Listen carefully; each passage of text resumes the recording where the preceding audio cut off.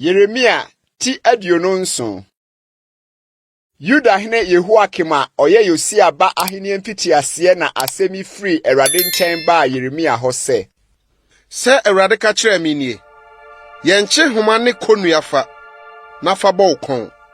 Na fa abɔfo a ɔba Yuda hene Sedekia nkyɛn Yerusalem no so. Ma ne Edom hene, ne Moab hene, ne Amon ma hene, ne Tiro hene, ne Sidom hene. Na hyɛ wɔn, na wɔnkɔka nkyerɛ wɔn wuranom sɛ Asafo Awurade, Israel Nyankopɔn sie nie. Sɛ monkɔka nkyerɛ mo wuranom nie. Me na medi me tumi kɛsie, ne me basa a atene me yɔ asase. Enipa ne mmoa wɔwɔ asase ani. Na mede me ma obiara sɛdeɛ ɛtene wɔ m'ani soɔ. Na afei mede nsase nyinaa mahyɛ makoa Nebukadnezar Babelhene no nsa. Na mede wura mu mmoa mpo ma no sɛ wɔnsom no.